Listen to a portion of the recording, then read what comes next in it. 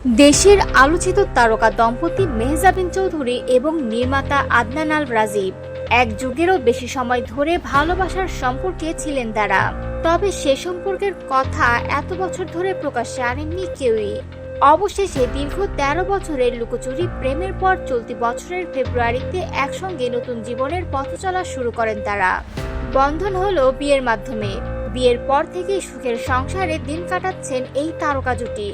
কাজের বাইরে সময় পেলেই একে অপরের সঙ্গে কাটানো মুহূর্তগুলো ভাগাভাগি করে নেন সামাজিক যোগাযোগ মাধ্যমে।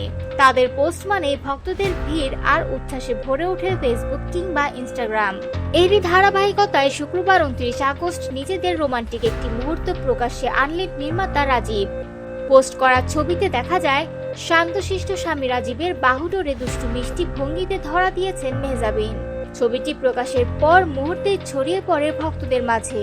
ক্যাপশনে রাজীব লিখেছেন জনপ্রিয় গানের লাইন, কিচ্ছু চাইনি আমি আজীবন ভালোবাসা ছাড়া। এখানেই শেষ নয়, সঙ্গে যোগ করেছেন মজার একটি বাক্য, কুনজর দেবেন না প্লিজ। অর্থাৎ প্রকাশ্যে ভালোবাসা জানিয়ে যেন নজর লাগার আশঙ্কা ও রসিকতায় এড়িয়ে গেলেন এই নির্মাতা।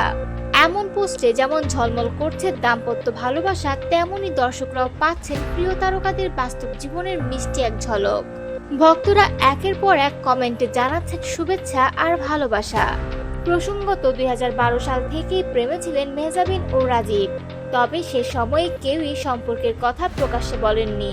প্রায় ১৩ বছর ধরে নিজেদের সম্পর্ক আড়ালে রাখেন তারা। অবশেষে এ বছরের ফেব্রুয়ারিতে আনুষ্ঠানিকভাবে একত্রিত হন। সাবেক প্রেমিক প্রেমিকা এখন দম্পতি, আর এখন তাদের প্রতিটি মুহূর্তে ধরা দেয় সুখ আর ভালোবাসার ছাপ।